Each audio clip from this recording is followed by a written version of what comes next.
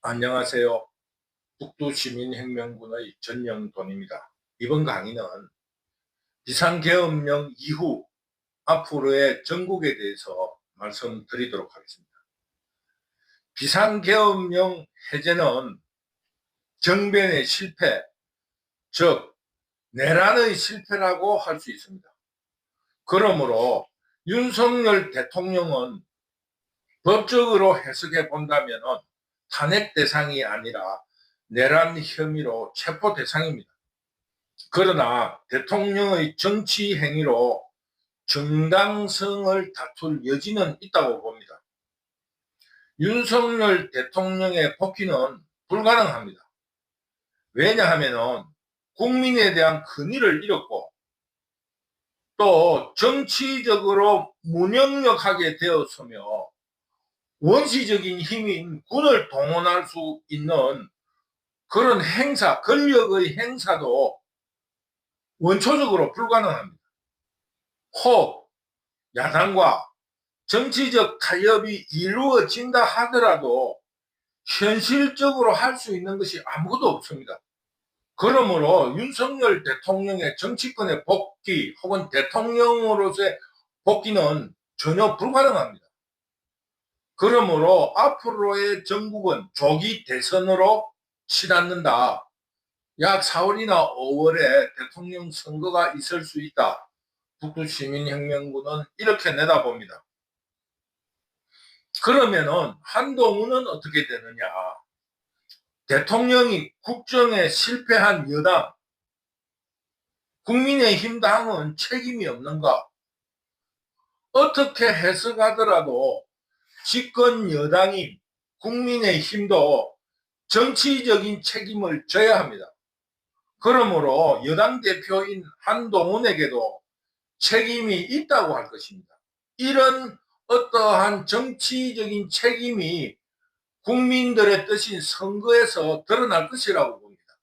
북두시민혁명군이 말하고자 하는 것은 국민의 힘이나 또는 한동훈이 이런 행위에 대해서 책임이 없다 할 수 없다는 겁니다. 더구나 비상계엄령의 어떠한 정당성을 부정하고 비상계엄령 해산을 주장한 한동훈이 어떠한 그 정치적인 부분적인 사면은 받을 수 있을 것인가 모르지만은 국민의힘 당으로서의 책임은 국민의힘 당 대표로서의 책임은 면할 수 없다. 북두시민혁명군은 그렇게 생각합니다. 이런 이유로 한동훈의 정치적 미래도 없다고 봅니다. 내부에서는 배신의 책임을 물을 것이고 국민들은 어떠한 정치적인 경쟁에 있어 가지고 이 한동훈에게 비교 우위를 줄 수가 없기 때문에 표가 혹은 국민의 지지가 한동훈에게 몰릴 수가 없습니다. 그러므로 한동훈도 정치적인 은퇴다. 정치적으로는 다시 복귀할 수 없다. 북두시민혁명군은 그렇게 봅니다. 그러나 이미 정치에 발을 담았고 그 밑에 따르는 사람이 있으니까 어떻게 현상 유지는 해 나갈 수 있겠지만은 지도자로서 등극할 수는 없다고 봅니다. 이런 이유로 그 따르는 사람들이 있으니까 국민의힘 당은 분당의 가능성이 높아졌다고 봅니다. 즉 한동훈을 따르는 온건 우파 그리고 정통 자유 우파인 TK를 중심으로 영남권을 중심으로 추경호를 원내대표인 추경호를 중심으로 분당될 것이라고 생각합니다. 또 야당으로 본다면 이재명은 살아났습니다. 어떤 의미로든 정적인 윤석열이 심리적인 압박감을 견디내지 못하고 스스로 자멸을 해버렸기 때문에 이재명은 살아나겠지만 미래는 불투명하다고 하겠습니다. 왜냐하면은 이 윤석열이라는 상대적인 적이 있었기 때문에 이재명이 존재하고 있었는데 적인 윤석열이 몰락함으로써 적이 없어지면 어떻게 됩니까? 내부에서의 경쟁이 생겨나는 겁니다. 그러므로 민주당 내부에서 대통령을 향한 경쟁이 치열해질 것이다. 북두시민혁명군은 이렇게 내다봅니다. 이거는 물리적인 법칙입니다. 이 적이 강하면 아군도 강해지는 거예요. 이 모든 게 상대적인 관계가 있는 것은 그 상대의 움직임에 따라서 이 아군도 변하게 되는 겁니다. 그러므로 상대 윤석열이가 없어짐으로써 여기에 독자적인 독보적인 존재가 생겨날 이유가 없는 거예요. 이쪽이 강해야지 이쪽도 강해지는 건데 저쪽이 약하면은 이쪽도 약해지는 겁니다. 지난 강의에도 이야기했지만은 고등학교 축구팀이 초등학교 축구팀과 경기를 하게 되면 어떻게 됐든지 간에 고등학교 축구팀이 거기에 맞춰서 일을 하게 되고 이 초등학교 축구팀도 고등학교 축구팀과 그 맞추어서 마음 자세로서 싸우게 되는 겁니다. 그런 이유로서 윤석열 정부에 대해서 그 강력한 이재명이 필요하게 됐지만 이 적이 없어졌기 때문에 내부의 전쟁이 시작된다는 겁니다. 이런 점을 감안해 볼 때 이 민주당의 내부의 경쟁이 치열해질 수 있다. 북두시민혁명군은 이렇게 내다봅니다. 이런 여러 가지의 변화가 생겼기 때문에 비상계엄령 이후에 정국은 어느 누구도 예측할 수 없을 정도로 큰 요동을 칠 것이고 그 미래를 예측할 수 없다고 봅니다. 일단 그러나 주도권을 쥐고 있는 이재명이 자신이 유리한 정국을 만들려고 굉장히 노력할 것이고 그것은 조기 대선론일 겁니다. 그러므로 앞에서도 지적했지만은 의외로 빠르게 그 대선 정국이 만들어질 수 있다. 북두시민혁명군은 그렇게 내다봅니다. 그러면서 윤석열 대통령이 비상계엄의 이유로 든 반국가 세력들이라고 칭한 야당, 예산 단독 처리, 국가기관 인사들에 대한 탄핵, 입법 독재 등등의 문제에 대하여 그냥 넘어갈 수는 없을 겁니다. 일단 윤석열 대통령이 식물인간이 되었고 이러기 때문에 야당도 그렇게 거칠게 싸울 이유가 없으니까 의회와 행정부 간의 어떠한 유화정책 혹은 온화한 타협 정치가 이루어질 수 있을 거라고 내다봅니다. 그러므로 이 국회와 정부 간의 갈등은 조금 조용해질 수 있을 것이다. 이렇게 생각합니다. 결국 윤석열 대통령이 한계를 드러내며 스스로 멸망한 것에 대해서 북두시민혁명군은 굉장히 아쉬움을 표합니다. 지금 전국이 위기였지만은 이 위기 속에서 그 사람은 기회를 찾는 겁니다. 그것을 견디내면서 국민들이 그 사람의 실력을 인정해 주는 겁니다. 그냥 순탄 대로로 가면은 그 사람의 실력을 인정해 주지 않습니다.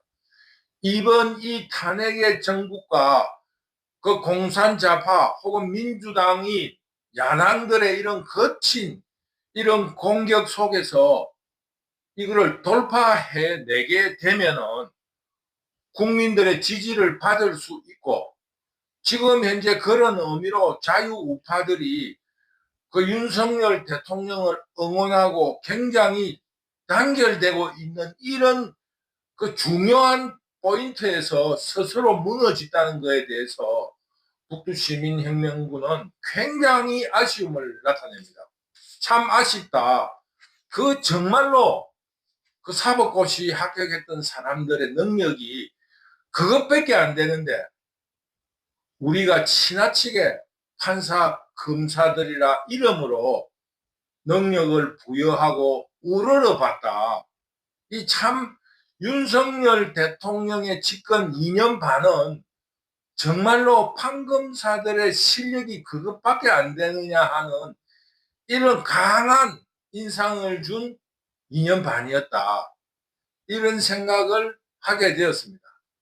이 중요한 고비에 윤석열은 견디내지 못했다.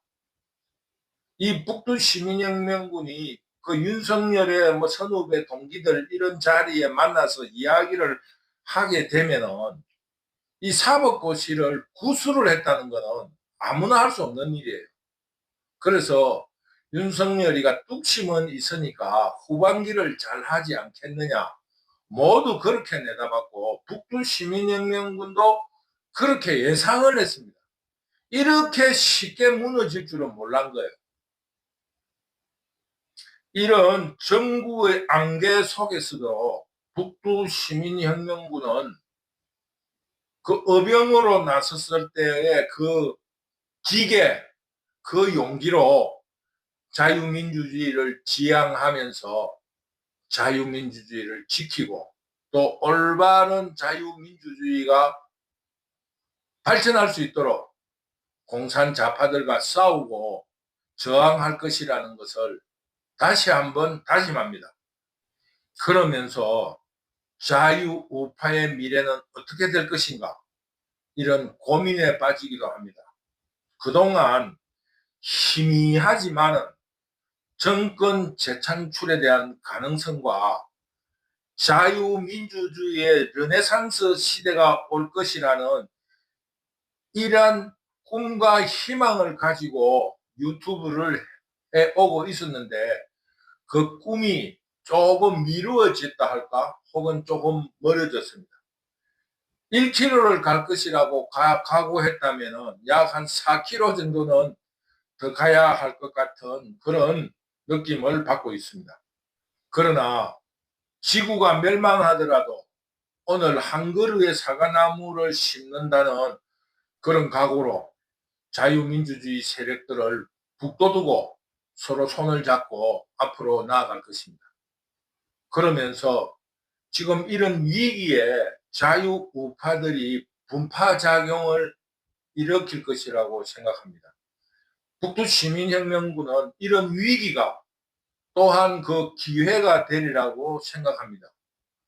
이런 분파 속에서 그동안의 국민의힘 당 내부에 온갖 잡탕들이 모여있는 보수주의들을 잊어버리고 새로운 신진 그룹이 생겨난다면 좀 더 젊은 사람들이 이 한국의 자유민주주의를 올바르게 발전시키고 또 그것을 통해서 한국을 세계의 선진국으로 올려놓는 일에 좀 더 도움을 주고 헌신하겠다.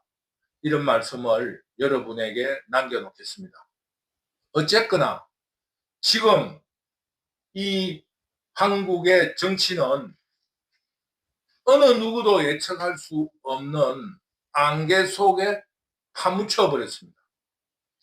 이 우리의 전설에 나오듯이 정도령 우리 한국은 이런 위기에 늘 미륵과 같은 미래를 개척하는 사람이 자유민주주의 세력에서 나타났습니다.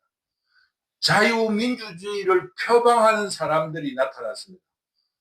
그 4.19의 그 혼란에서 빈곤하고 가난한 나라에서 정변이 일어났을 때 박정희가 나타나서 그것을 기회로 이 경제발전을 이루었고 박정희 대통령이 첫 건의 시해로 인해서 대통령이 유고일 때 지금 비상사태에서 이번 비상계엄령에서 발견했다시피 전두환 대통령이 얼마나 위대하고 일 처리가 깔끔했는가 하는 것을 느끼게 된 것처럼 이런 자유민주주의를 표방하는 전두환 대통령이 나타나면서 서울올림픽을 치르면서 세계 속의 한국으로 발전시켰습니다.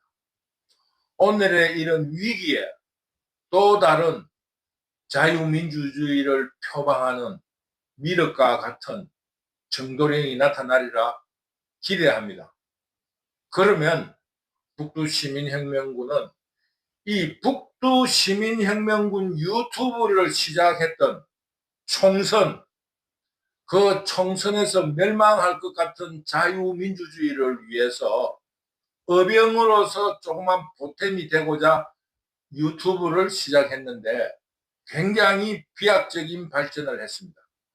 그러므로 북두 시민혁명군은 그 한국 사람들이 가지고 있는 긍정적인 마인드, 그리고 미래를 향한 이런 꿈을 북두 시민혁명군도 가지고 있기 때문에 이 자유민주주의를 위해서 더욱 헌신하겠다, 이것을 여러분에게 약속드리면서 12월 3일 있었던 윤석열 대통령의 비상계엄령에 대한 그 선포의 이유, 군인 동원에 실패한 이유, 그리고 앞으로 전국에 대해서라는 이런 3부 강의를 여기서 마치도록 하겠습니다. 북두 시민혁명군 유튜브를 응원해 주시고 많은 구독을 해 주셔서 너무나 감사하다는 말씀을 드리면서, 지금 이런 위기에서 북두 시민혁명군이 더 열심히 해야 되겠다, 이런 각오를 여러분에게 던집니다. 여러분, 더욱 많은 시청을 부탁드립니다. 감사합니다.